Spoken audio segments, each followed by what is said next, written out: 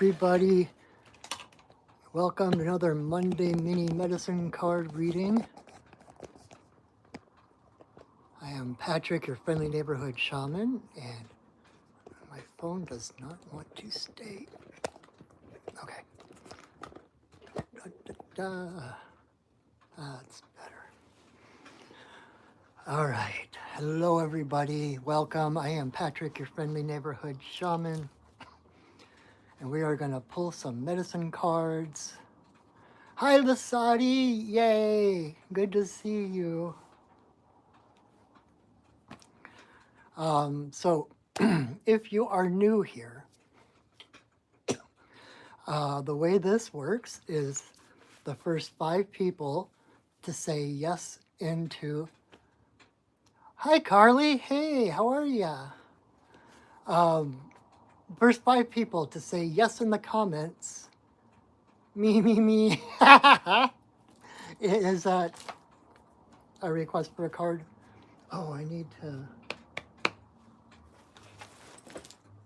Reminds me, I need to have a. Okay. I started, I wasn't completely ready yet. Not that that ever really happens in real time,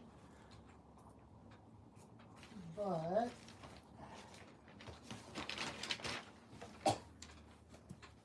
oof, I needed like a paper and pen to keep track. Because after the 5, oh,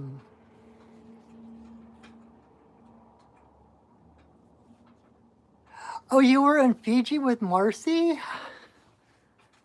Oh, that's so awesome. Hi, Kim.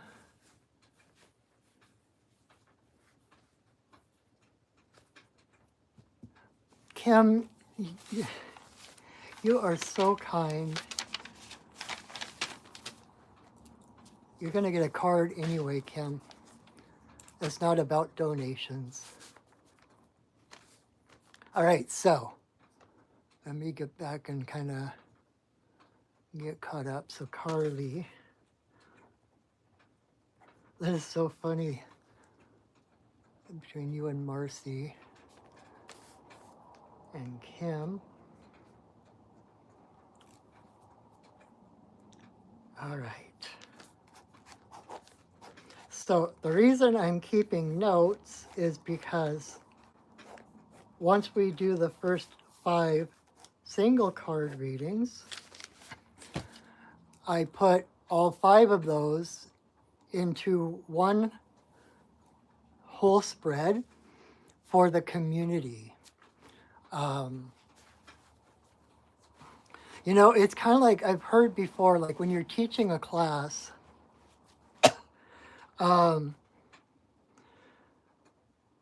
if you ask a question in class, there's at least 3 other people. You're so welcome, Kim. There were at least 3 other people who had that same question in their mind. And so it's kind of the same thing. It's like the 5 that get the cards, yes, they are kind of aimed at that person, but every person then, when we take those single cards and put them into an entire spread, it's like shows how connected we are, right? It shows, hi Jason, shows how the individual readings interweave and how everyone who gets a card is actually blazing a trail for the others, to others who also need that same guidance. Does that make sense? And so if you're not one of the first 5, or if you are watching this in replay, you're like, oh, I missed the reading, I don't get a card. No, you do. All you need to do is choose a number between 1 and 5, and then pay attention to that card, because whatever your questions are, whatever your guidance is, will be interwoven with whatever message. And it might just be a word or a phrase that I say in a longer discourse or something, but something will connect for you. So we've only got 2 people. Lasati, did you want a card? You never really ask for one, but I tend to give you one. um, anyway, so the first thing I want to do is to, being a shaman, I like to set sacred space and basically turn this random YouTube video into a ceremony. And we call in the spirits and the elements to hold space around us to create this container of energy where we can connect to the divine, we can connect to our guidance. So, hi Anna, yep, yay. All right.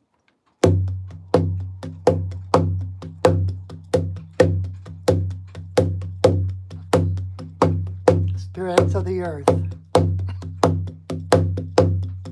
spirits of the air, spirits of the fire, spirits of the water, spirits of the upper world, spirits of the lower world,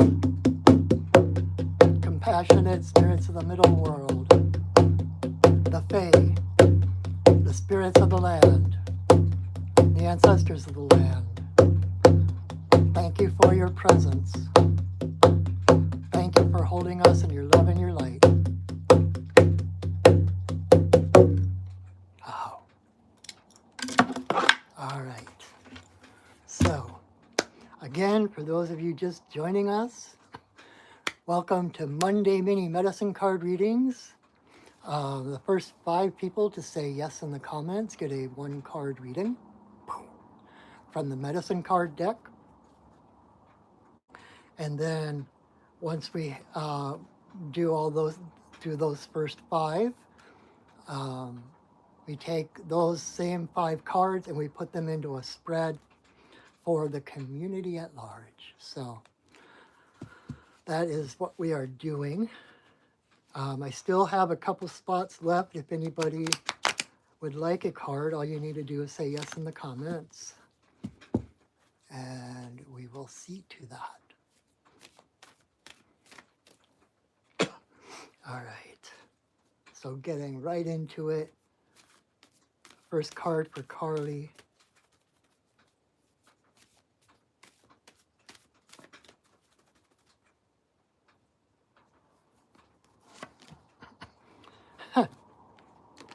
Carly, card number 1. Oh, hi, Megan. Got you down. So, card number 1 for Carly is boar. So,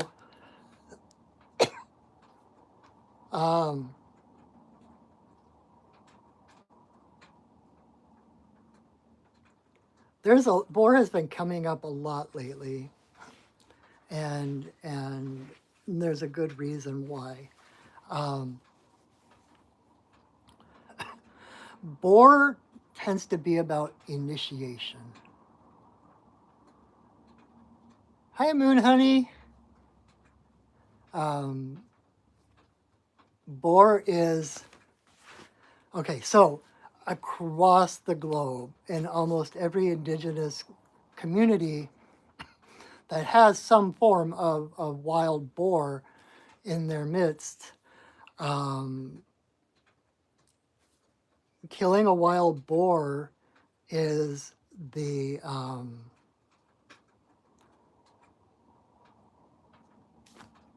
it's the initiation, the rite of passage. That's the word. Hopefully, I couldn't think. The rite of passage into adulthood, because wild boar is probably the fiercest animal on the planet. They are unpredictable. If they feel threatened, they go into this kind of battle phase, like they just start spinning and slashing, and there's no rhyme or reason to it. They just become this whirlwind of chaos, kind of like what you think, like the cartoon of the Tasmanian Devil, right? It's just this spinning vortex of chaos. Um, and so when bore comes up, it tends to be that there is a threshold being crossed. And so it's not the easiest time, um, you know, um, it's a time when all of the old, um, all of your like old issues, old fears, old doubts and stuff start to come to the surface. Not to punish you, not to put you down, not to put you back in your place, but in order to be released, right? Um,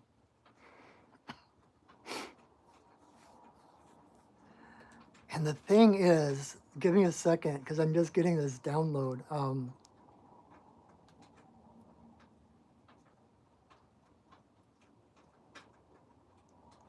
It really comes down to, okay,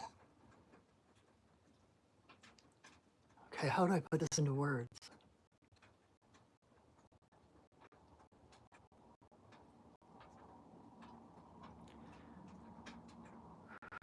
All the fears and the issues that are coming up are things that have been put upon you. They're outside of you.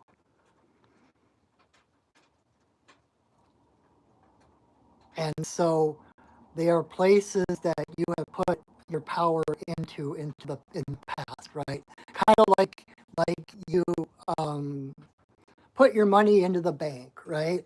It's like your whole life you've been depositing your power in these ideas and these images and these things that you think are more powerful than you. And then there comes a point where you have to outgrow that when you're on the edge of that. And so it's about facing those fears and taking back your power, facing bore, and even though you're quaking in your boots, walking forward anyway, knowing that you have the power, that nothing, okay, God, I could talk about this for hours. There is nothing in the universe that is more powerful than you. I'm talking on a soul level. Of course, it's like, yeah, I'm divine. Doesn't mean you can walk out in front of cars or something like that, right? But the fears and the thoughts and the beliefs that are coming up are things that keep you small. They're structures that have been presented on top of you by authority figures to make you small, to keep you in your place, right? And they're not all ill-meaning either. Like a lot of stuff that coming from your parents was to keep you safe, right? Because it's a dog-eat-dog world out there, right? And you gotta keep your head down and not stand out. Well, it's time to start standing out. It's time. Um, those things, those ideas kept you safe. For instance, if you think about the idea of telling a young kid not to cross the street unless there's an adult present, right? That's kind of a fear, but it keeps that child safe, right? Um, but if you get up into your 20s and you're still looking for an adult to accompany you across the road, there's something developmentally wrong, right? And so this is like another level of those thoughts and beliefs that have been foisted upon you that, and you wouldn't be here if you didn't know at least a little bit that,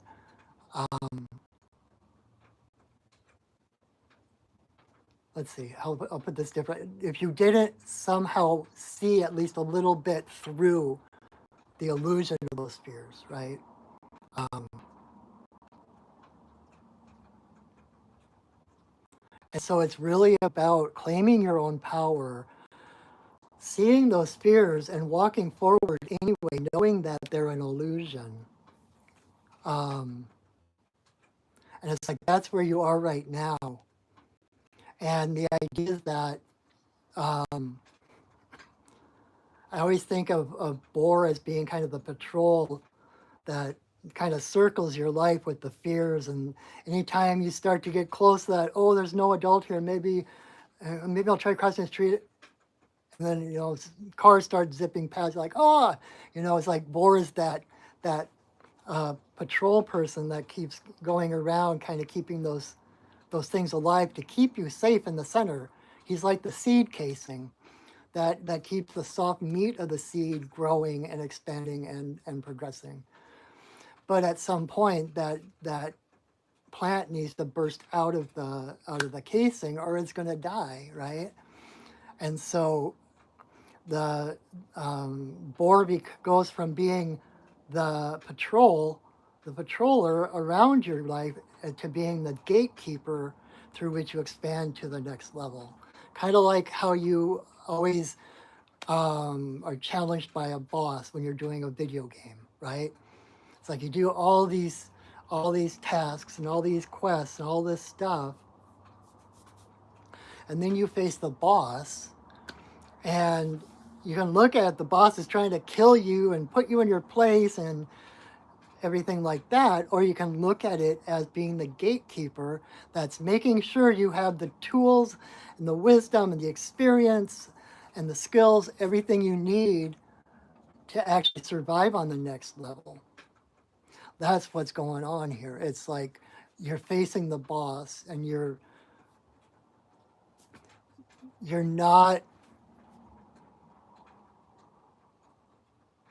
especially since he came up upright, right? It's kind of this, I'm ready. It's like you're like champing at the bit to get to that other, that next level.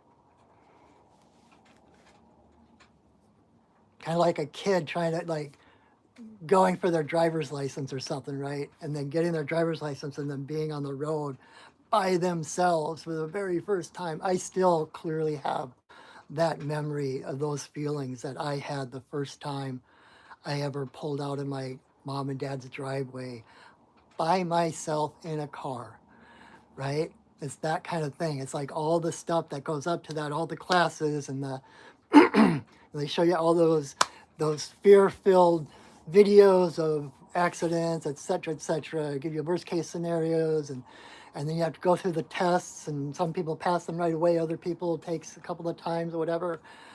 But all of that stuff serves a purpose. There's no wasted energy. There's no wasted effort. There's no wasted time. Everything is a lesson. And so everything that happens up to that point gives you everything you need in order to pass that test, to cross that threshold. Hi, Moon Honey. Yes, we've got one spot left. 1, 2, 3, 4, 5. Yes. You are number 5. So we're only on number 1. And I'm going to try not to be so verbose tonight, but we'll see how that goes. Yeah, good luck. So Carly, it's like,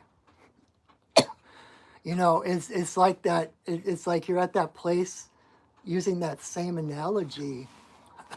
You're at that place with that teenager who wants to drive and can taste the freedom, knows what it's going to feel like to be on the open road by themselves, behind the wheel, to have the power and the choices and all of that stuff. And it's like, whatever you need to do to get there is worth the effort, right? It's like nothing is going to stop you. Nothing is going to stop you. Nothing is going to slow you down. It's inevitable that you are going to cross that threshold.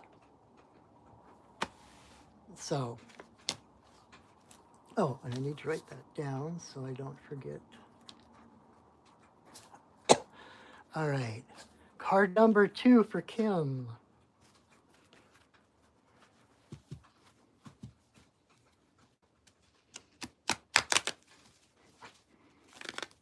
Oh, and I had an announcement. I keep forgetting to put announcements at the beginning.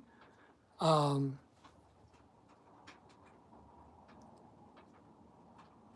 you're so welcome, Carly. I'm glad that made sense. I'm glad that resonated with what's going on. Um, I always tend to forget to do announcements at the beginning, and I leave them until the end. And by the end, it's like, people tend not to stick around for 2 whole hours or more if I get going. But I've talked before about my class that I've got coming up, the Deepening the Journey, a year of um, a year of shamanism. It was supposed to start last Thursday, but leave it to me to try to start something during Mercury retrograde, right? So I've put out the starting date a month. So we're not. It's going to be third Thursdays every month starting in April from 6 to 9 Pacific time. And so it's a monthly class for a whole year. Or if you prefer, you can sign up for 6 months at a time. You could do 6 months and just call it, whatever. But it's a year-long course where every month we get together for a few hours and explore through the tools of shamanic, I almost said Jumanji, shamanic journey, um, different aspects of your life, connecting to your spirit guides, your spirit animals, your ancestors, finding out the different questions you can ask, finding the different areas you can explore, all kinds of stuff, all these different aspects of shamanism that you might not get from just reading a book or, um, you know, when I was learning, when I took one of my first classes on shamanic journey, we got done and I asked my teacher, um, I don't practice a specific tradition, Moon Honey. Um, I'm basically follow core shamanism that was started by Michael Harner, which I love because that's what I teach because it takes culture out of it, it takes tradition out of it, so that you are starting with the skeleton. And then throughout your life, as you continue to practice, you get to flesh out what your practice is, depending on what tradition is your heritage, whether by blood or by spirit, whatever path you're called to, whoever your guides turn out to be, right? Every shaman has a different practice. Every shaman, no two shamans have the same exact practice because every shaman has different spirit guides who are aligned with who they are. And so we might have some of the same lingo and have some of the same practices. But one of the things that I learned mostly from Sandra Ingerman, if you've heard of her. And one of the things she says all the time is that techniques don't heal, love heals, right? And so that is my goal, is to help get beyond. Of course, I'm going to teach techniques and stuff, but the techniques are just the jumping off point, right?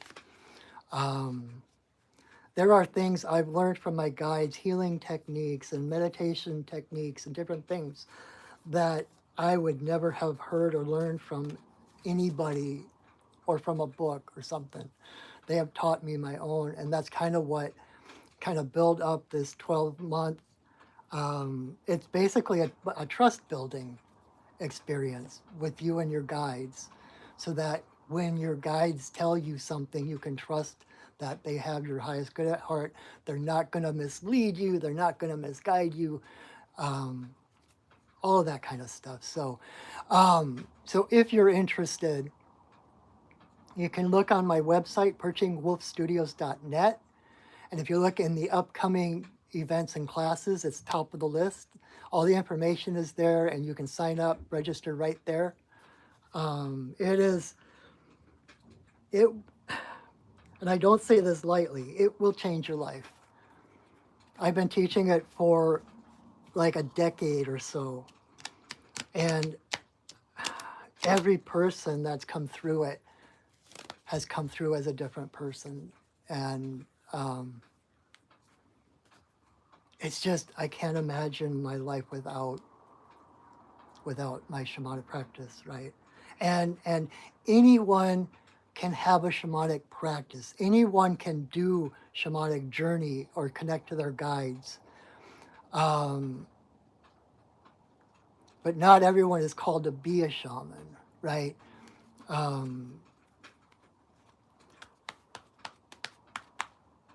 It'd be really easy to say, so take the class if you want to find out what the difference is, right? But a shaman, like one thing that they talk about is like traditionally, well, like, okay, in our Western society, everyone's like, I want to be a shaman, I want to be a shaman, I want to be a shaman, right? In the traditional cultures, nobody wants to be the shaman because it's a very, it's a really challenging life. I'll put it that way. And to, and it's not something you decide to do. It's kind of a choiceless choice. It's a vocation, and one is called to be a shaman by the spirits, right? But who knows? You might be a shaman, or you might decide just to practice shamanism. It's the world's oldest spiritual practice. And like pretty much every religious or spiritual philosophy or practice has its roots in shamanism. And so it enhances whatever your path is. Yeah, the initiation in some cultures is pretty brutal. Yeah, like being buried alive for 3 days or something like that. Some cultures and, but anyway, so I just wanted to bring that up. You can also check on my Facebook page. I've got the event copy there.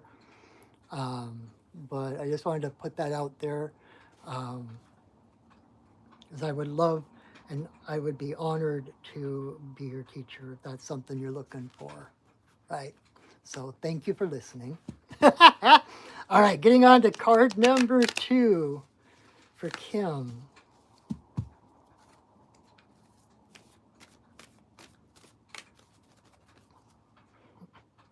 So to answer your question, it's like I do core shamanism, but I'm kind of eclectic, and I'm Celtic Irish by genetics, but I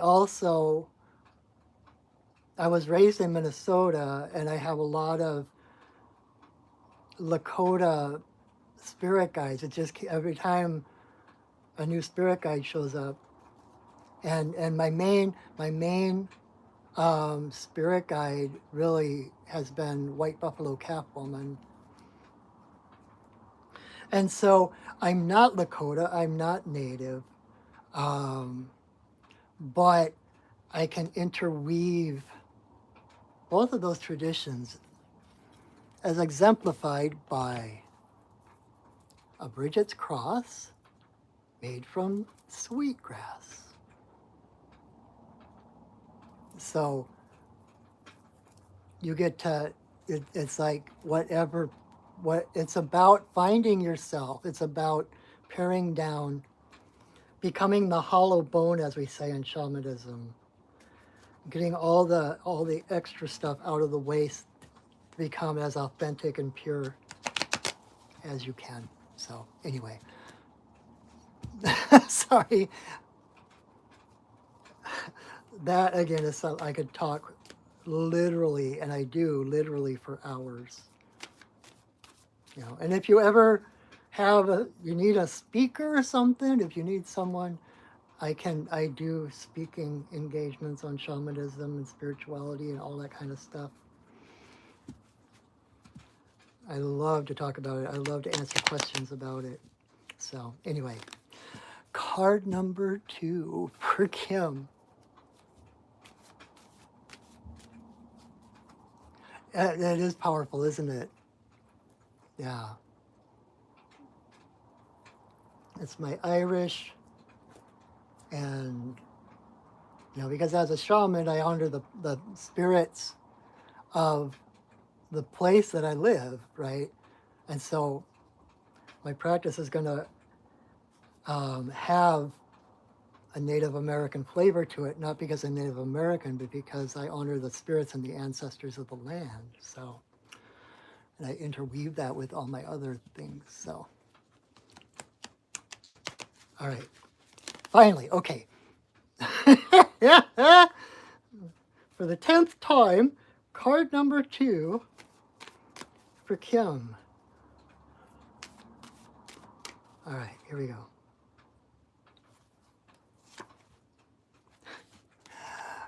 Card number 2 is Coyote in reverse.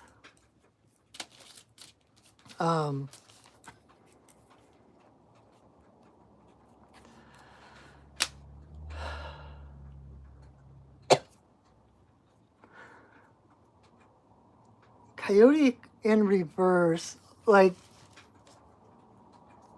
Coyote is the sacred clown. Coyote is trickster medicine. And that freaks out a lot of people, right? Because, especially if you were raised in a kind of Judeo-Christian type religion background, you're taught to be wary of different things, and it was like, oh, that could be satanic because that doesn't sound like what my priest said or what my rabbi said, and so there's a lot of fear built up, and you're told that the devil is going to trick you. That you can be tricked out of your soul, right? Like the devil went down to Georgia. He was looking for a soul to steal, etc., etc., etc. And that the devil is a trickster. The devil tricks people out of their souls and can make you sign away your rights or whatever. That is not Coyote. Coyote is the clown. He's the sacred clown. He's the sacred trickster. The Heyoka in Lakota. And his job is not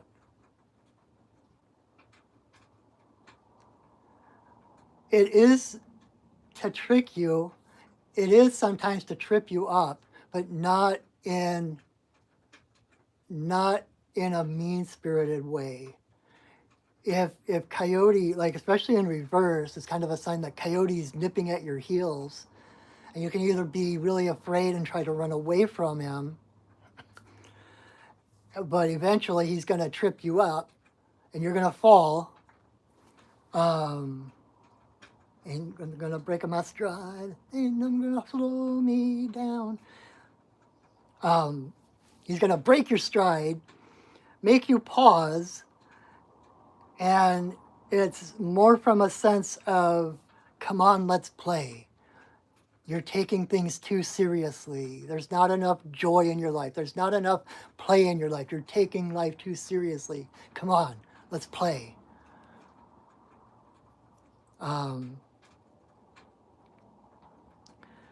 And like I mentioned, the Heyoka, like the Heyoka in Lakota culture is the sacred clown who is,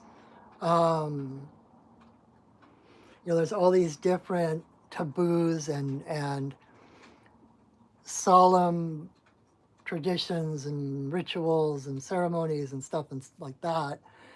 And the Heyoka is the only one who is not bound by the rigors of those dogmas, I guess, or rules. And so it's like the sacred clown is, in a way, to bring the power back to you, to realize, like I said earlier, it's not techniques that heal, it's love. It's not the prayers you say. It's not the words you say. It's not even the things you do. If you're doing them parroting what your ancestors did, just out of the sake of this is the way we've always done it. If there's no heart there, then I'm not going to say that it's not powerful, but you're undermining the power of prayer and ceremony if all you're doing is saying the words. And I mean, I was raised Catholic, so I know about memorizing prayers, the act of contrition and the act of this and the act of that. Um, Heck, I was a Boy Scout too. Scout is trustworthy, loyal, helpful, friendly. The Scout is trustworthy, loyal, helpful, friendly, courteous, kind, obedient, cheerful, thrifty, brave, clean, and reverent. I can repeat those over and over and over and over again. They have no meaning if there's no intention behind it. Coyote comes along to remind us of the spirit of the law and not the letter of the law. And to remember that it is love that is at the core of all spirituality. And that it's joy that we are seeking, right? Which is awesome to see in so many of the recent rallies and different marches and things like that, where people have turned it into like a dance party and there's music and laughter. It's like people are realizing that joy is the thing that they're trying to take away from us, and joy is the only thing they can't take from us, right? Joy is the point of living. Joy is the compass. And so that's not to say that there aren't going to be things you need to do that, oh God, I have to go do this again. There's certain maintenance things we all need to do or whatever. But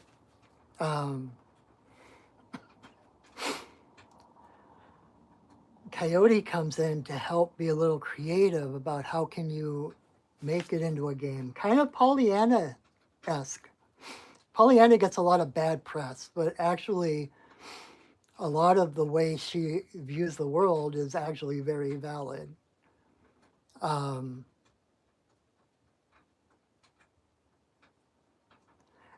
a lot of a big part of it is a mental shift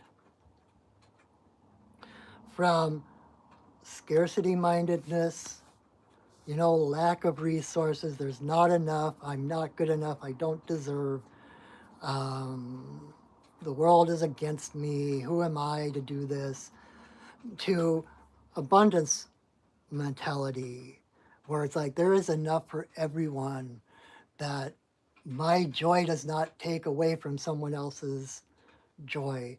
It's not pie. There's enough for everybody. And when we all do better, we all do better. That you do deserve to be happy. That joy is the compass, like Joe Campbell used to say about following your bliss, right? When you follow your bliss, where there were only walls, doors will open.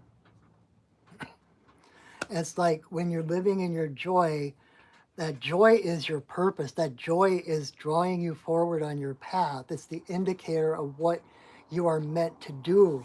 We're all running around trying to find purpose, right? What's my purpose? What's my secret mission in life? And we feel like it's supposed to be this big sacrifice, and we're supposed to put ourselves on hold in order to pursue this big grand mission for the divine, when the divine only wants you to be happy. The divine only wants you to find joy. In fact, the joy is the divine's way of guiding you toward your highest possible evolution. So allow yourself more play. It's funny because I did a reading and healing for someone this morning, and it was kind of the same message. It's like we tend to take joy out of the equation, even in our spiritual. Oh God, I gotta meditate for 10 minutes a day. Okay, now what, right? when the whole point of your spiritual practice is to get in touch with that joy, because that joy, joy is not something you acquire. It's not something that comes from the outside. Joy is who you are. That feeling of joy is the freedom your spirit feels when it is aligned, when it is going in the correct direction.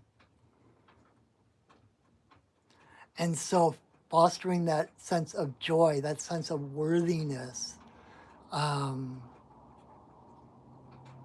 trusting that over any outside opinions of others, um,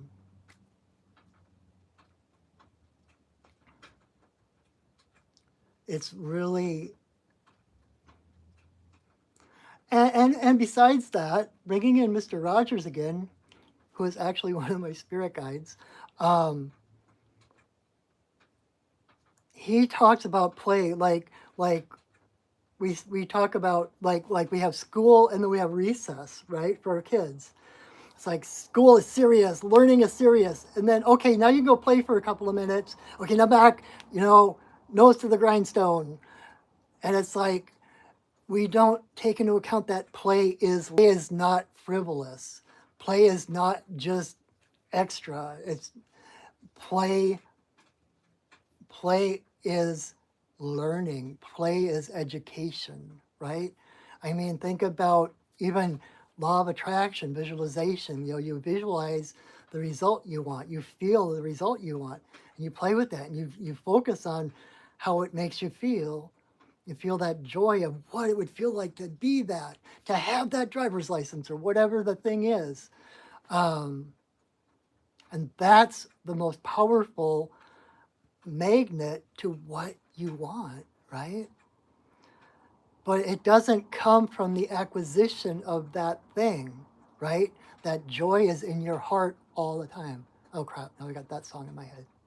I've got that joy, joy, joy, joy down in my heart.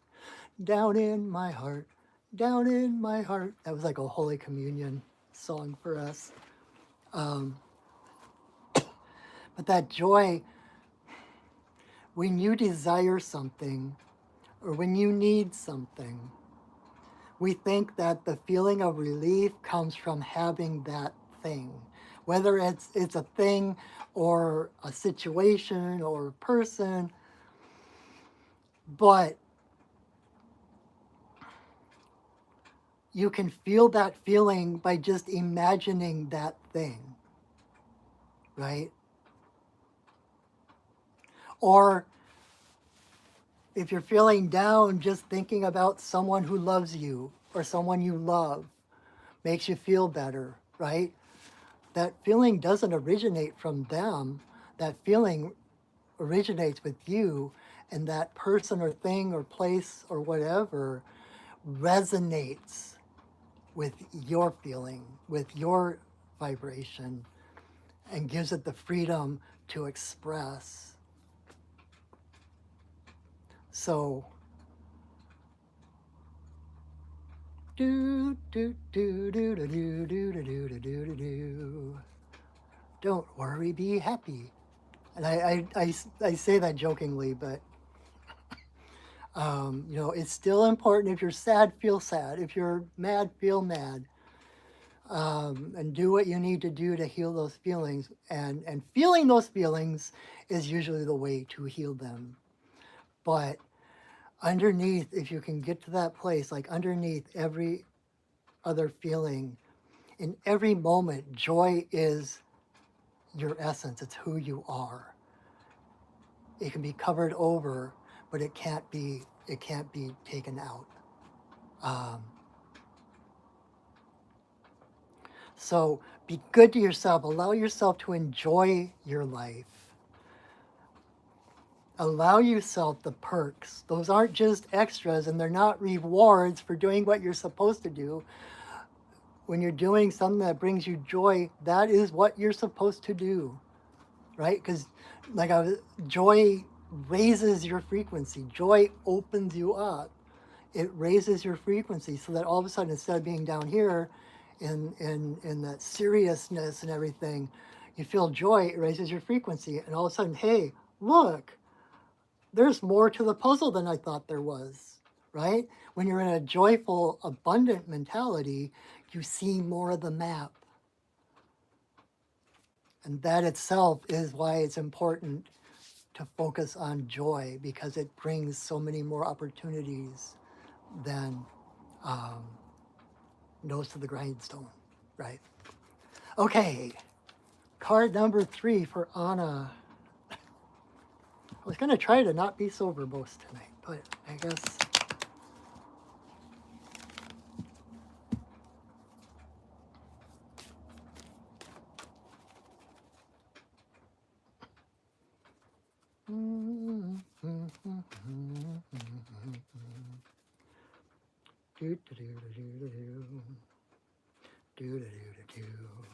Don't worry, be happy.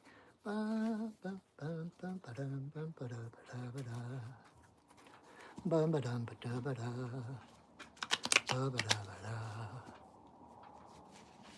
right.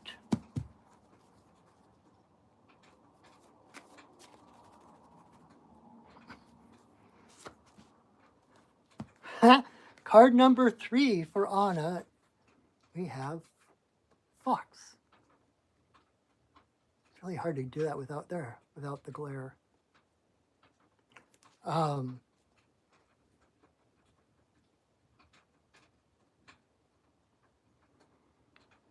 Didn't Fox come up? Didn't you recently have Fox in a? I remember, I think Fox came up last week too. And basically, Fox is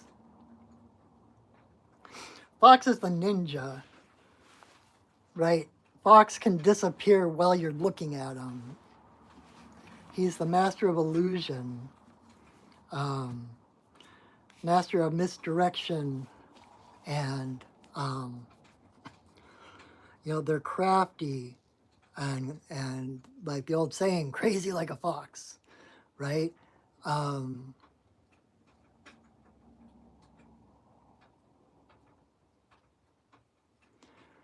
It's like totally stepping out of the box, thinking outside the box, realizing there is no box. And that confounds people when you come at something from a whole different angle that they have had no idea, right?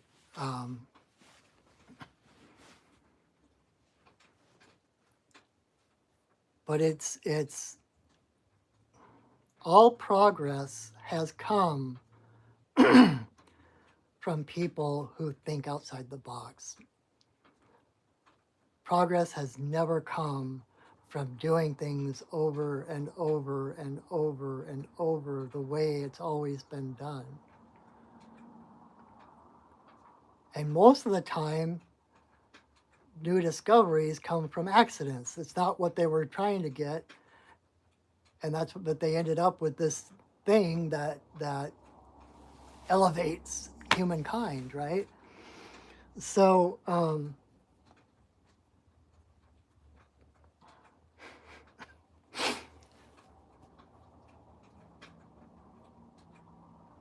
follow your own rules.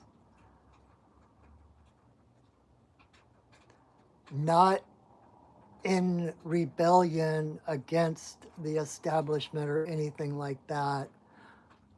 Not in opposition to the way things are, or trying to do the opposite, because that's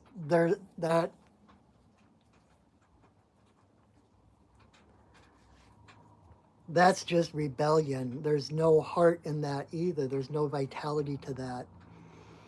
That's just taking the counter position, right? Like the devil's advocate kind of thing.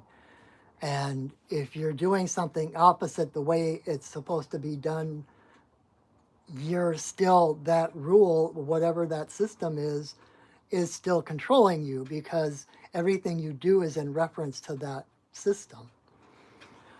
This is about stepping outside of a system altogether. um,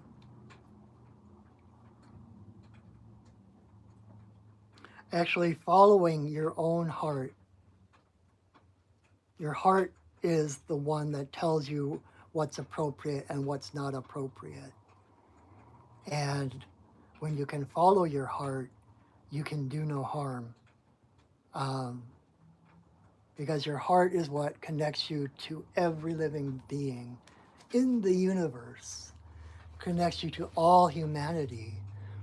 And so if your heart is telling you something, your heart has already done all the calculations and balancings and all the different things to know what's the best for everyone, for the whole. Um,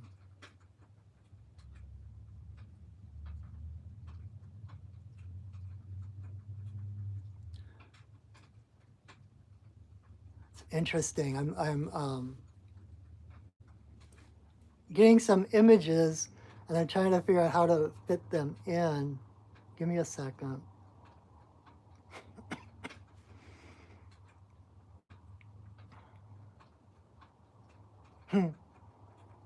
All right, so if you think of like Merlin, the magician, um,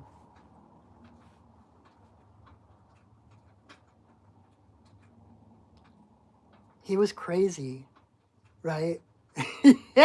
If you think about like the mad scientist type, right? The absent-minded professor, it's like living from a whole different alignment. Um, and everything they do has purpose to them, but to us, it's like, why are you doing that?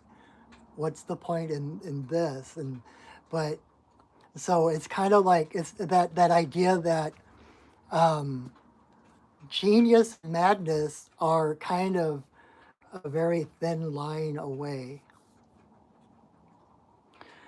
Um, because when it's only when you escape that um,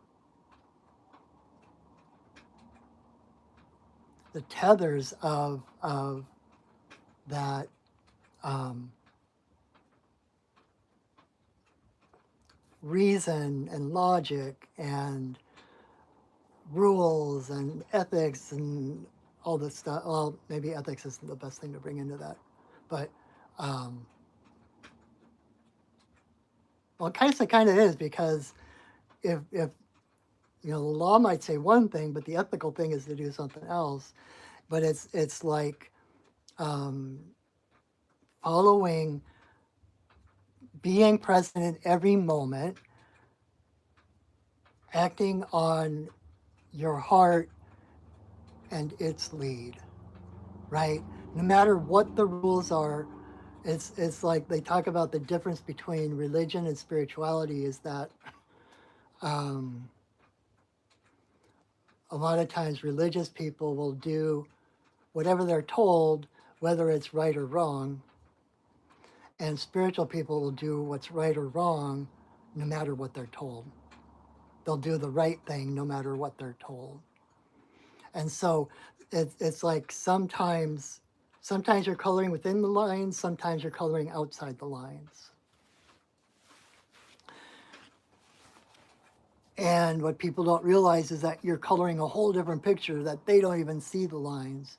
They see lines, but they think from their point of view, but you're coloring in a whole like bigger picture. And so don't let the expectations of others limit who you allow yourself to be. Don't allow the rules and expectations to um, fence you in, right?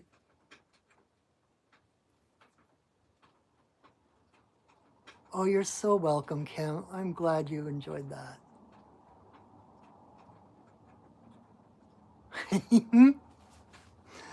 I'm so glad. Thanks for being here, Kim. I always enjoy when you're around. Um, so Anna,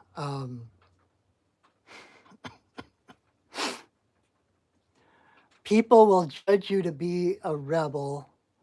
People will think you're reacting to things.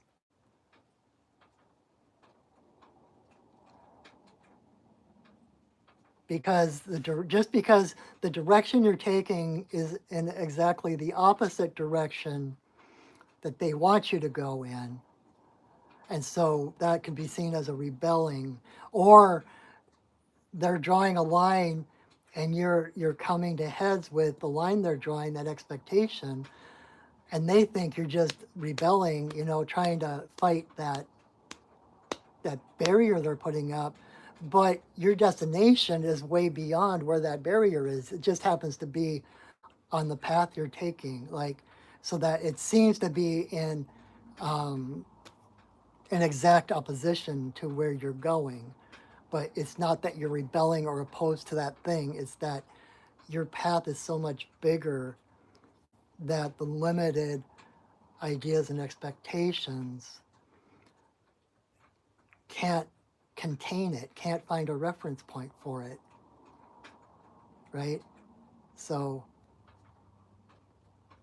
honor your heart, follow your heart. It knows the best. And know that if by following your heart, others are upset at you or hate you or whatever, that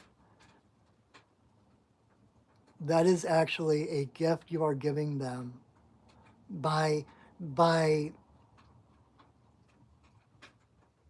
not honoring limitations, playing nice so that others feel better, playing small for the comfort of others. When you keep going through their obstacles and barriers, you're opening up. That's like the limit of their world. They don't know what's on the other side of it. And when you first crash that gate, they're going to freak out. They're going to run and hide because of what might be waiting out there to come in and eat them or whatever, right?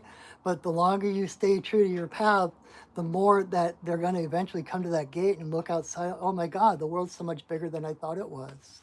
There's so much more to life than what I thought was here. And so you actually give a gift by breaking down some of those walls. Not I have a pet peeve against certain people that feel like it's their job um, to push people's buttons. Oh, I'm helping you out by pushing your buttons here, right? It's like, you need to face this, poke, poke, poke.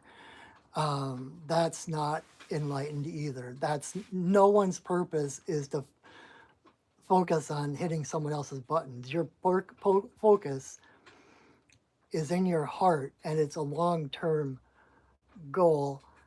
What you do may push people's buttons, which case by case scenario is a good thing. And that however they react is the way they need to react. It's their lesson for experiencing someone who is claiming their own truth and their own power. Does that make sense?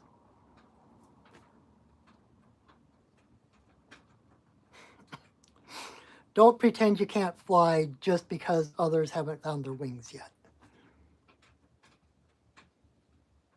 Don't ground yourself because others can't fly. You don't want them to feel bad.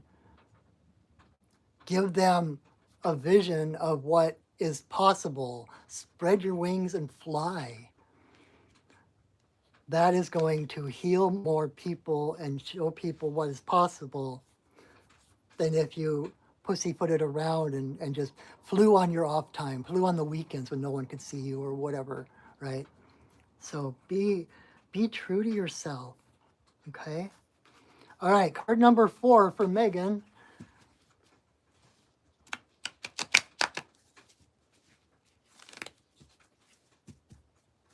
Should have known better than to wear a long sleeve shirt tonight. I always get so hot when I'm doing readings and energy work and stuff. Okay.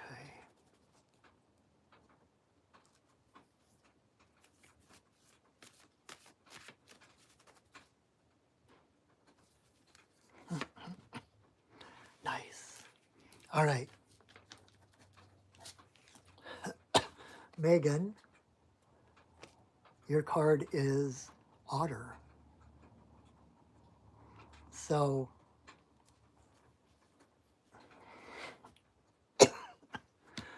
Otter,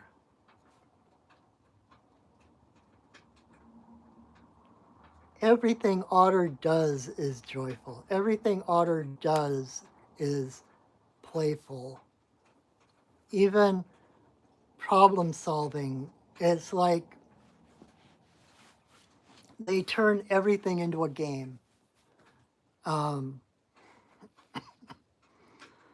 and like I always use the example of like the New York Times crossword puzzle, right? When they're creating the daily puzzle, they're not creating the questions and figuring out the answers and then putting it in the paper. They start with the answers. Um, oh, thank you. I'm not sure how to say your egg3333. Thank you so much. I appreciate that. I'm glad you're here. I'm glad this is speaking to you. That's my job. So if you're getting something from this, that's I'm doing my job. Thanks for joining us. So Otter, oh, with the New York Times crossword puzzle, right? They start with the solution and they create the problems. There's too many like dotted letters in front. Alyssa? Alicia? Welcome. Thank you. Sorry. It's like sometimes I can kind of read. So Alicia, awesome. Um, and so all of the puzzles, the jumbles, the crosswords, everything in all those newspaper things or Sudoku and different things, all the little games you play on your phone, everything has a solution. If there's a problem, if there's a challenge, there is automatically a solution.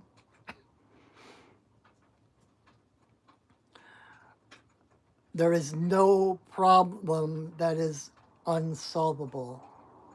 Kind of like what John Lennon said about there are no problems, just solutions, right? Um, and the thing is that, like Einstein said, you can't solve a problem with the same energy that created that problem. You have to step outside of that. And so this is about a broadening of perspective, of seeing the bigger picture. It's like, okay, my old way of thinking isn't getting me anywhere, so what am I not thinking of? What new way do I have to, how can I see this differently, right?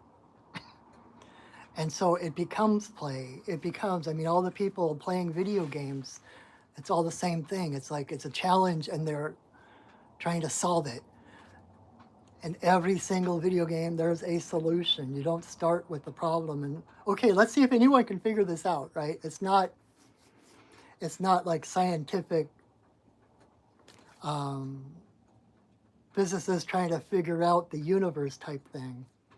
But even using that as an example, obviously there's a solution because everything exists, right?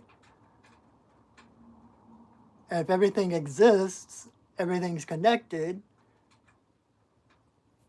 and there's an explanation for all of it. So there has to be, it's just a matter of finding the language that can best represent what we observe and perceive, right? Sounds a lot like play to me, right? It's like something happens, it's like, oh boy, how am I going to figure this one out, right?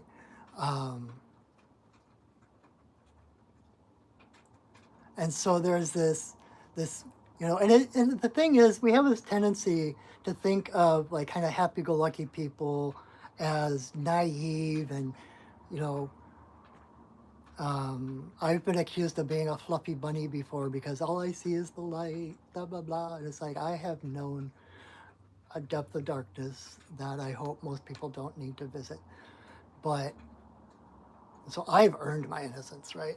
Um, but there's this happy go lucky. It's not about being naive, it's about having the bigger picture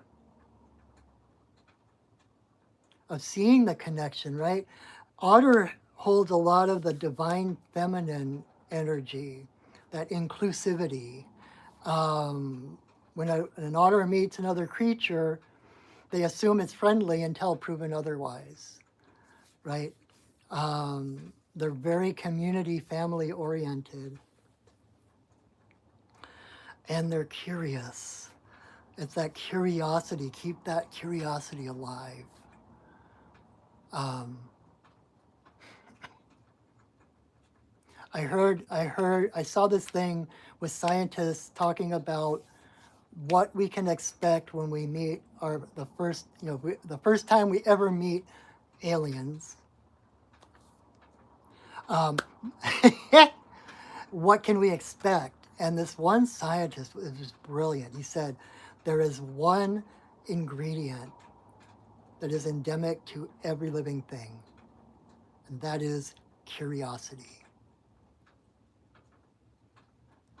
And if you think of like Star Trek, right, to boldly go where no one has gone before, the whole the whole purpose of Starfleet is curiosity, exploration, adventure, what's out there. And so keep that childlike curiosity. I always call it kind of an expectant curiosity. Expect that you're going to have great things. Like one of my teachers used to say that she would get up every morning and be like, okay, universe, I'm ready for my 3 happy surprises. And she would go through her day expecting and waiting for 3 happy surprises. And so she had that expectancy that it's going to happen, that she was going to have 3 surprises, but it kept that curiosity, like she had no clue what was going to happen. That's the adventure part. That's the amazing part. That's the happy part, right? So keep that vitality of curiosity and playfulness, right? Otter is basically embodied water. If you took water, made it into an animal, it would be otter. There are no hard corners to otter. Everything they do is in circles and spirals and curves.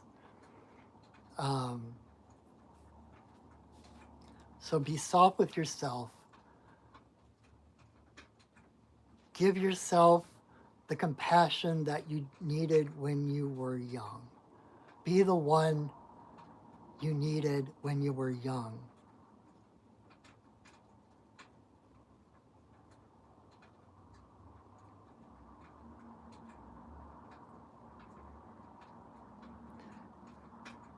And like I talk sometimes about, instead of fighting your demons, resisting your demons, invite your demons to tea. Inclusivity, family. It's like, because every little issue that you have, all the little fears and the doubts are a younger self of yours that didn't get accepted or able to express those feelings, and so they got bottled up. They weren't welcomed, right? And so realizing that those feelings are coming from a younger version of you, the trauma of a younger you, then you can give that part of you space, invite that demon for tea, and all of a sudden the demon's not there and your younger self is sitting there sipping on the tea. Because the demon was never real. It was the trauma you were trying to resist. And by giving yourself permission that inclusivity for all of your different parts, that's where healing happens. Okay. Card number 5. I was so trying to be short. I don't think it's possible. And for those of you still with me, I so appreciate your tenacity, and I know I get long-winded, and I know this is a long time to sit and not do other things or whatever, so I really appreciate that. All right, card number 5 for Moon Honey.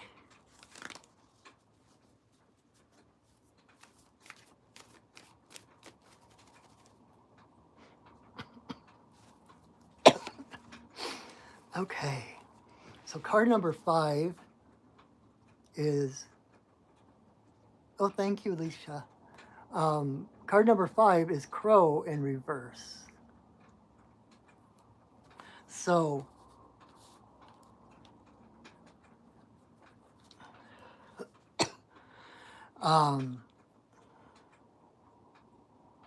when Crow comes up, especially in reverse, so if you take a look at this picture, right? You got Crow looking at his shadow in the puddle, and you know, which one's the real Crow and which one is shadow.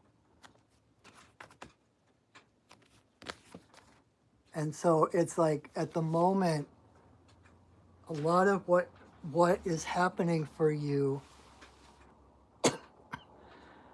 there's a lot of like shadow work happening right now where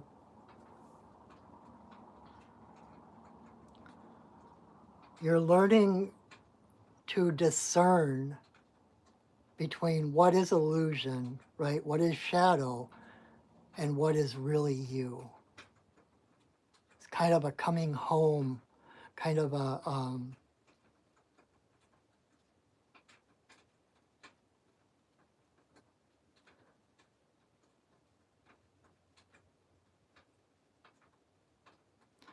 letting go of the illusions of who you are, letting go of all the expectations that others have had of you.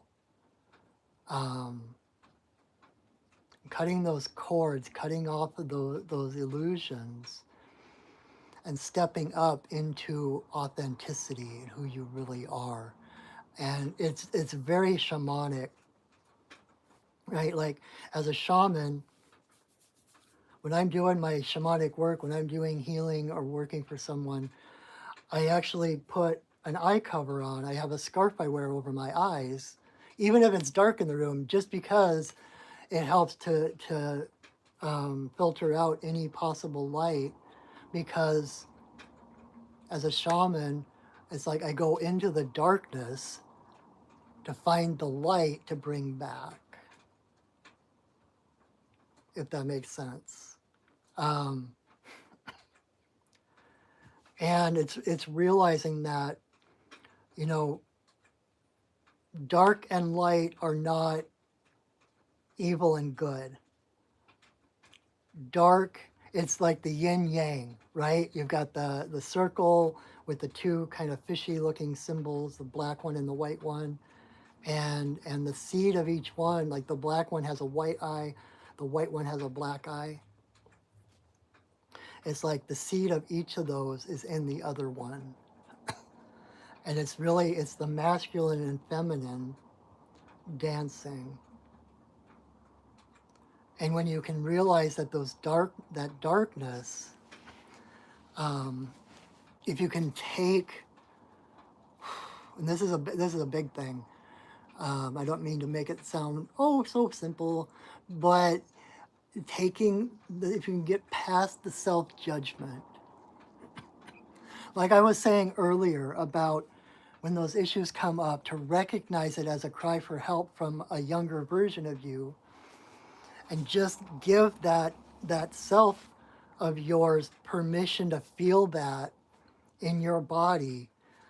That's where the healing comes. That's where the liberation comes from the confusion and Um, what else do I want to call it? It's like the confusion is like it's dark, there's no way forward, it's hard to see shapes or forms, what's real, what's not real, what's true, what's not true. And so it's like an inner journey into yourself, into the divine feminine of yourself. The darkness is the divine feminine. It's the womb from which all life comes, right? The darkness holds every possible future, every possible reality exists in that darkness, in the womb of that darkness. And so we go into that darkness to find the light. Like, what is the timeline we want? Okay, I'm going to take that one, I'm going to bring it into physical reality, into the light, into the, the masculine is the manifestation, the feminine is the potential. And so it's finding that inspiration in the darkness, taking everybody else out of the equation, right? This is about solitude, finding a solitary place, a solitary practice to go inward. And it reminds me of this time when I was in this meditation class, and our teacher was taking us on this guided meditation. And it was really fun and stuff. It's like we each got a sea turtle and we're riding the sea turtle out kind of like a jet ski out onto the water and all these things. And then she said, okay, now it's time to turn around. Your turtle's going to bring you back to shore. My turtle didn't turn around and go to shore. My turtle dove. And it's getting darker and darker and darker. And I'm freaking out. Not that, I know it's a meditation. I know nothing, no real harm is going to happen. But at the same time, it's like, what the hell's going on? What am I going to find? And it's like I've had this lifelong thing about what's in the dark, what's going to come, especially like water. I think I died at sea at least once in a past life. And so that infinite depth of nothingness and what's laying underneath there to consume or strangle or whatever is kind of this unknown. And so anyway, so I'm riding my turtle and she's spiraling down into darker and darker waters. And all of a sudden I heard the voice of the goddess. And she said, what do you think could be here that isn't me?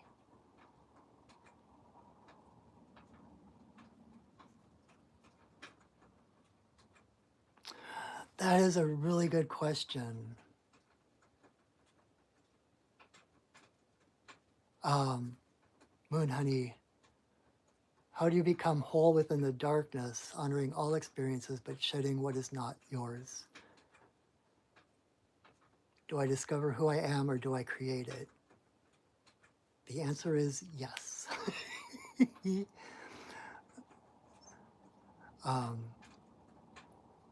Alicia, your dad died at sea in a past life. I think a lot of us did. Hence all the pirate movies, etc.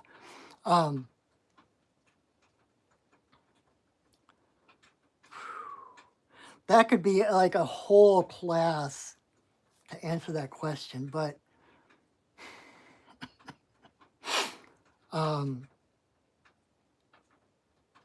when you go into that darkness to find yourself, okay, one thing that Martha Beck says is true. Truth feels like peace.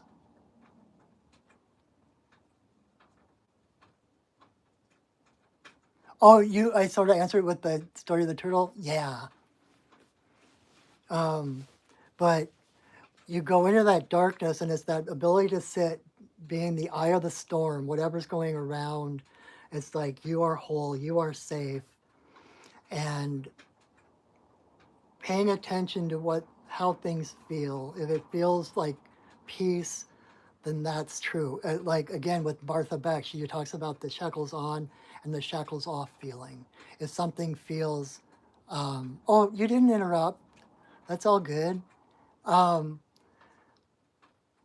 the shackles on feeling like, oh, I got to protect myself. Oh, I'm less than. Oh, I'm so disempowered, right? To the feeling of the shackles off, that it feels lighter, it feels more expansive. It's those feelings of expansion, the shackles coming off, that feeling of liberation that lets you know what is true. And when you find yourself there, it's not going to be an intellectual thing. You can't think yourself to enlightenment. You have to feel yourself. You have to be, you have to experience. And it's beyond words. Um, Riley, you have a real problem with liberation. I'm not sure how to answer that in the time allotted me. um, know that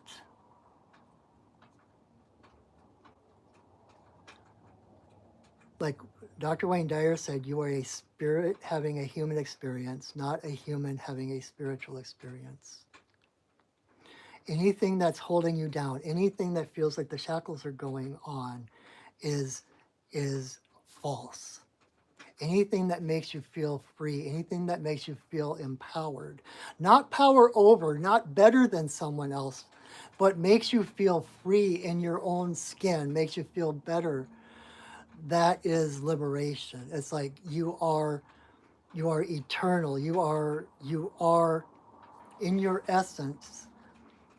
You are light. You are love. You are joy. You are all of those transcendent things, and that is eternal.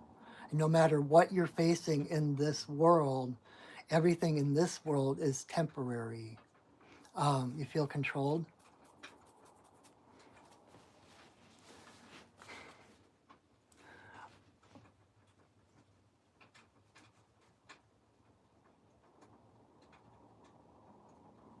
Let's see. I don't know if I have.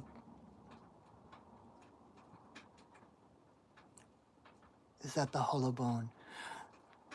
Moon honey, yes, that's what the hollow bone is when you get all of the crap out of the way, all of the illusions out of the way, and it's an ongoing, lifelong thing. But the clearer your filters are, the less issues you have with yourself, the less shadows and the less um, false beliefs about yourself that you have, the less projection you have of those things in the world. And so you can become a better hollow bone. And in shamanism, it's like you become the hollow bone so that spirit can clearly move through you into this world and affect this world. We become the hands and the voice and the eyes of spirit. So, um, Riley, I'm trying to figure out how to, I don't want to just blow you off, but I don't know how to address. In your spirit, in your soul, you are already free. You are already whole. All shamanic healing is restoring wholeness. And it's not that you lose wholeness. And this is why it's called enlightenment. This is why it's called awakening, because have always been whole. You have always been free. You have always been eternal. You have always been spirit. That is the essence of who you are. And any control anyone has on you, number one, is temporary. Um, and the best thing to do is to remember your own wholeness, to remember your own alignment and connection to Creator, to the divine, to Goddess, to God, whatever, however you put that. But um, ultimately, one thing I tell people that come to me with that kind of a thing is that There is no one in the universe who is more powerful than you. There is no one in the universe who has the authority to tell you what is best for you. We are all like, in this world, we are all like kids building sand castles. We're all playing in a sandbox. And it could be, I mean, this is a really, I'm trying to give you at least a seed of where to start with it. Because this is like a lifelong kind of thing. But coming in with all the other guidance tonight, it's like when you can,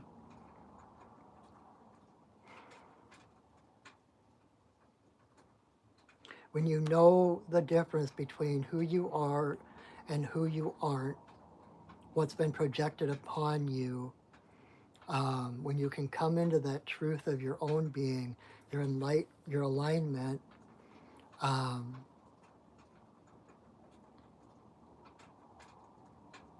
and start to discard any beliefs, any thoughts, anything that makes you feel less than, anything that makes you feel small and powerless. Um, so um, this you just the system around you, the system around you, that, and see, that's why the spiritual path is so hard, because we are reinforced on a daily basis that we are powerless, right? That we have to feed the machine, that I'm powerless to make change, that what's the use, right? The cynicism starts in, and the negativity keeps us from even trying to free ourselves. But in this very moment, you are free. There is no one who can hold you down. There is no system who can dictate who you really are. And so this whole spiritual process, the spiritual path, is about discovering that light and that freedom within you. And as you start to cut some of those cords or release some of those beliefs and self-judgments that you've taken on by others, from others, it starts to become clearer and clearer, and you gain momentum. But especially starting out, it is really difficult to know what's right, what's wrong, what's real, what's not real. Um, but it's possible to live in today's world, as screwed up as it may be, as horrendous as it may be, as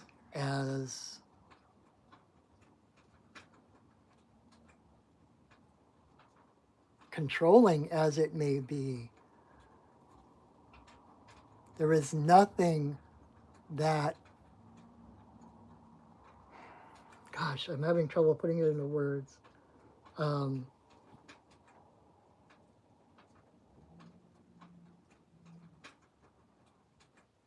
there is nothing in this world that is more powerful than your soul, than your spirit. And like I said earlier, like Joseph Campbell talked about, when you follow your bliss, where there were only walls, doors will open. And so again, like, follow your heart. Be good to yourself. Make time and prioritize joy. Prioritize fun, right? That's part of this whole, that's why I'm still talking about that, because it's kind of the same card. And it's like we find our way out of that confusion, out of that darkness, by following the joy, because and I am a living example of this, and this happens more often than I can count, that it's like, it seems like it's useless, like, oh my god, how am I ever going to get out of this, what's the solution, there's no solution, blah blah blah. But as soon as I start to focus, okay, what do I want, rather than what am I allowed to have, what do I want, what is the feeling, I want to feel free, I want to feel joy, and I focus on those feelings that I want, And I do things that help to nurture those feelings. And as I do that, the things that seemed so solid before are no longer solid. They become misty, they become illusions, and I walk right through them, or miracles happen. So I might, if you want more help with that, the only thing I can do is to suggest getting a session with me for a reading, like a one-on-one reading. I'll be able to help go deeper into that with you on a more custom-made thing. So, okay, so that is our first 5 cards. I hope that was helpful. Now I am going to take those 5 cards and do a whole spread with just those for the community. So if you've made it this far, thank you. And please share my videos. If you haven't already, please subscribe to my YouTube channel. That helps me out. That helps other people find me. And if you would also like to give something back, I have my Venmo link in the description under this video. Support your friendly neighborhood shaman. Is that all 5? Nope. Okay, what am I missing? This is my living. This is what I do for a living. And so if I helped you with something, you feel like you want to give something back, anything you wish to donate to me is so welcome, is met with such gratitude. It's incredible to get ideally, you're so welcome, Moon Honey. I'm glad it was helpful.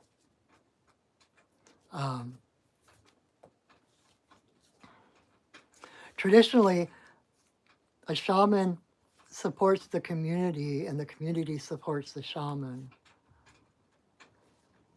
And I'm not saying that under, oh, you owe me or anything like that. It's just, to me, it's like when people actually do,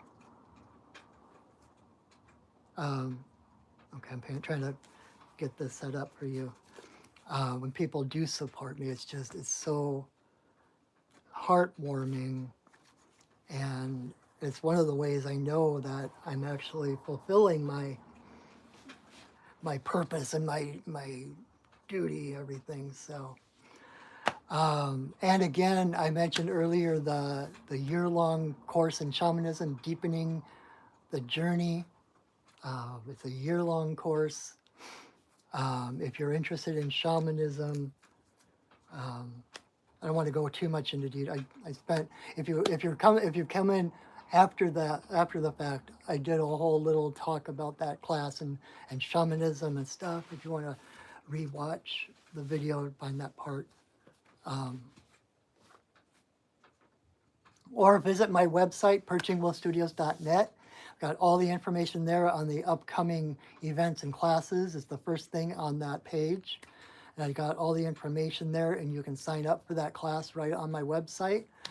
On my website, you can also find all the different shamanic services that I offer, readings and healings and teachings, oh my.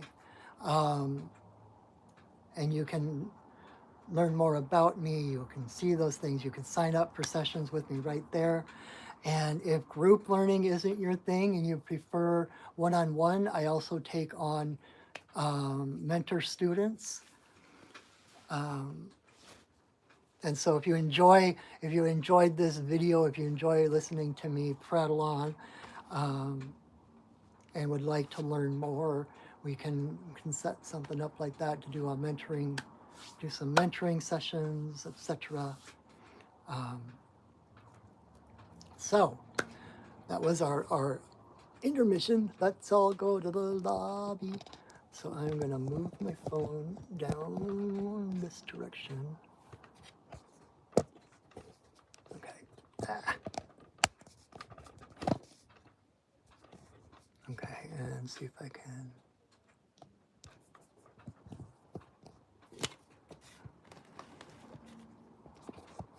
There we go. So these are all 5 of the cards that we already did. I took them in their order going through the spiral. This is called the medicine wheel spread. And it's basically, this is what you will get if you come to me for a one-on-one reading. It's basically the 4 directions and center.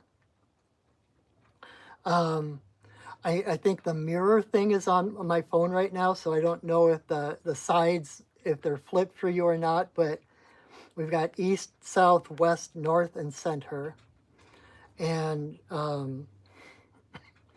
so I like to start in the east where the sun rises. The east is a mental realm. So it's your thoughts and your beliefs, etc., how you see the world. And that's where we have boar. And it's really interesting to have boar as the first card because, like I said earlier, it's about rite of passage. It's about initiation. And it's like as a community, as a planet, as a race of humans, we are in this place of a rite of passage of stepping into our power of initiation into adulthood.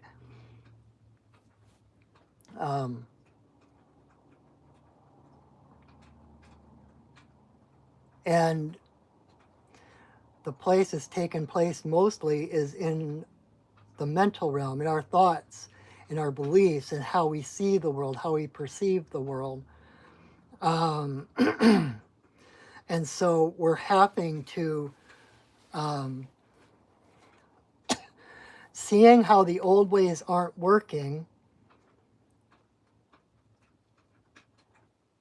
yet realizing, okay, how do I put this? Knowing that there has to be other answers someplace, that what used to work doesn't work. And if we're being honest, what used to work never actually worked in the first place. So this is an expansion beyond what we've done in the past. This is moving, expanding beyond what's been acceptable, what was thought possible, and we're starting to break through that barrier,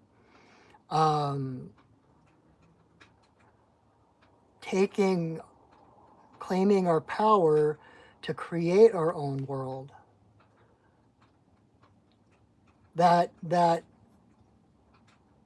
the way things have been is not an inevitability. It's not the only way to do things, which is why there's so much more information and teachings and wisdom coming from indigenous ways, because living in harmony with the earth, we can be co-creators with the earth. We are part of the earth. We're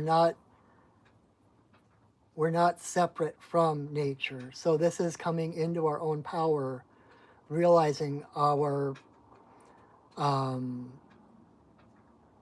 ability to make change and to seek out different ways of doing things, right? And if we jump across to the west, which is water, so that's the emotional realm. And so it's got the mental and the emotional kind of playing off of each other. And over in the emotional realm, we have fox. So this is about emotionally actually experiencing what we're seeing. It's like it's no longer needs to be just a thought experiment or a belief. Oh, I think this is possible. I think this will happen.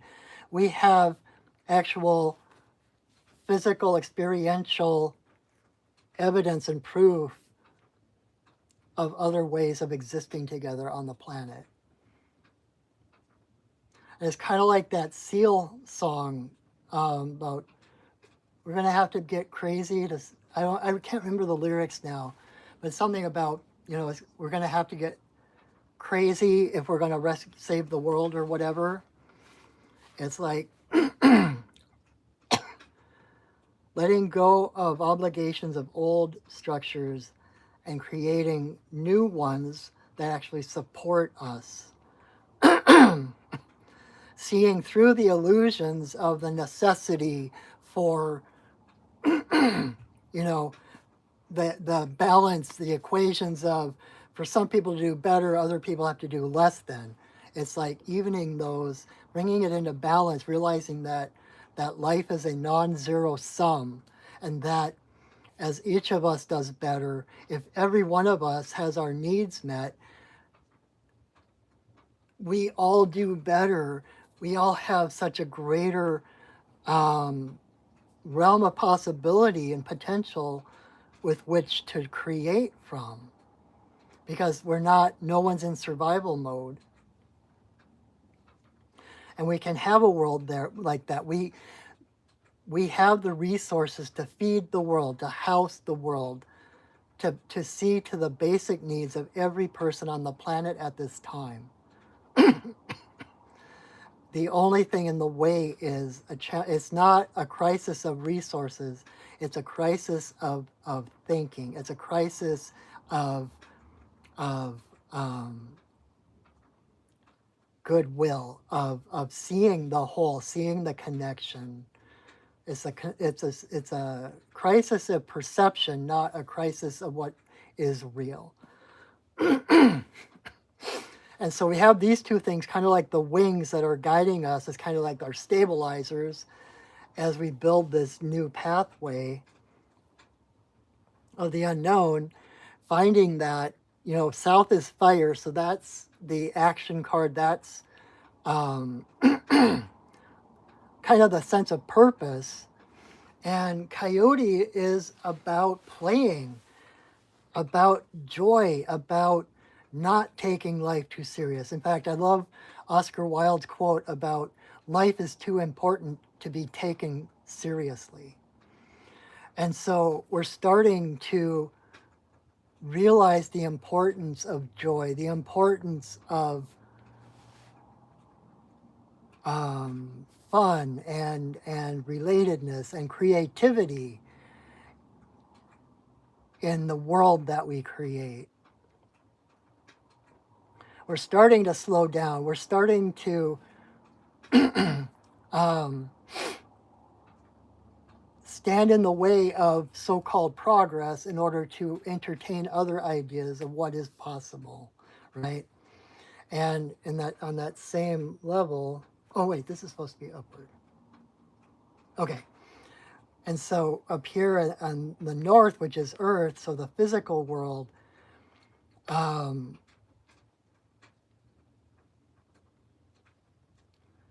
we're learning how to integrate play and joy into our lives, such as, like artist installations, whimsy and fun. That's what's starting to come in. For most of us, it's like not yet realizing the importance of those things. But like I was saying with Fox, it's like those things, if we have the eyes to see, those things are already taking place. And this sense of inclusiveness, right? The divine feminine, being inclusive, being community oriented, realizing that, like I said, there are always, you can't have a problem without having a solution. And so this is about that inclusive, being softer, not letting the world harden you in order to cope with the world, but changing the world through your softness, your authenticity. And so all of that comes around to the center card, which is the hub of the wheel, the one that kind of holds them all together. And we have Crow in reverse. And like I mentioned, Crow, especially in reverse, is that kind of shadow. It's like not knowing what's real, not knowing what's not real, what is possible, what's not possible. And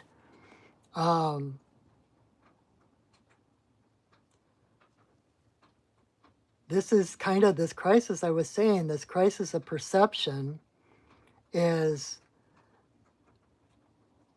it's really difficult to break down barriers, to step beyond the expectations and the rules of the past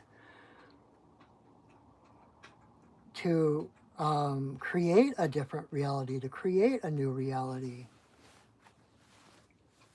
And so it's one of the things that Crow medicine is about is they are so highly intelligent, and they see how things work. They see how things work together. And as an example, I remember watching this PBS special a while back about birds, and there was in England someplace, there was a family of crows who had figured out the street light system. So when the lights turned green, they would fly over and drop nuts in the road.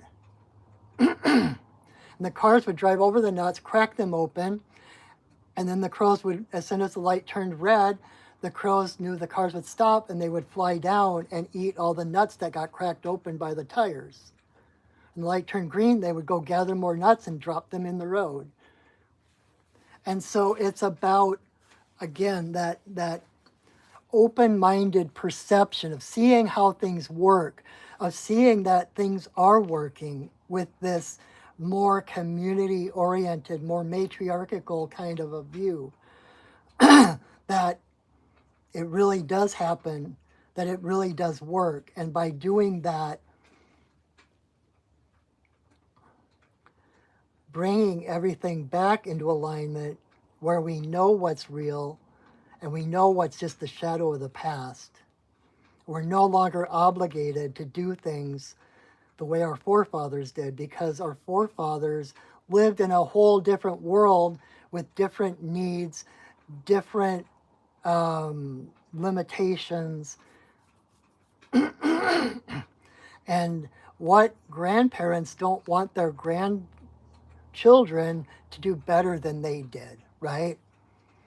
So we can learn from the shadow of the past and apply what's appropriate, and yet set out on our own. Hi, Kit Kat. Hi, Kira. This is Kira. Look, you still got food left. So,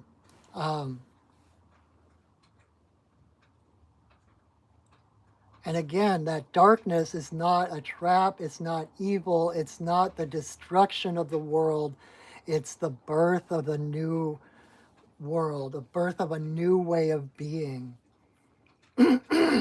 That's darkness is the womb that holds all those possibilities and allows us to play with those different possibilities and different progressions and etc. without solidifying them yet, right? So that is what I see. Apologize for the tale. And that concludes. Oh, thank you, Alicia. Oh, that is so kind. Thank you so much. I really appreciate that. So that is what I see. I hope that made sense to you. But I love how all the individual cards kind of take our individual readings and kind of show what's happening in the greater community. So that is our readings for tonight. I already did all my announcements. Maybe that's the way I need to do that, do like the intermission and do all my announcements in the middle so people are still here to hear them. Again, share my video. Thank you for sharing my video. Thank you for subscribing to my channel. I hope to see you again next week. I make sure I started out by setting sacred space, and so we need to release those spirits, allow them back from whence they came. And so again, I drum.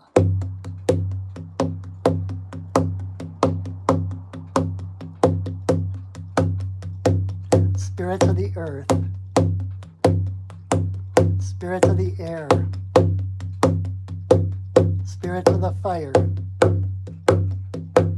spirits of the water, spirits of the upper world, spirits of the lower world, compassionate spirits of the middle world, the Fae, the spirits of the land, the ancestors of the land. Thank you for your presence. Thank you for holding us in your love and your light. Our work for now is done, but you are always welcome in our circles. Thank you for welcoming us into yours. Oh. All right, my friends. Thank you so much for joining me. Thank you especially to those who had the perseverance to see through to the very end. I know these get long, but I appreciate your presence. And I hope you will join me again next week. Same bat time, same bat channel. And until then, know that I love you, that I see you, and that I honor you. Have a wonderful week. Go shining. All right. Bye now.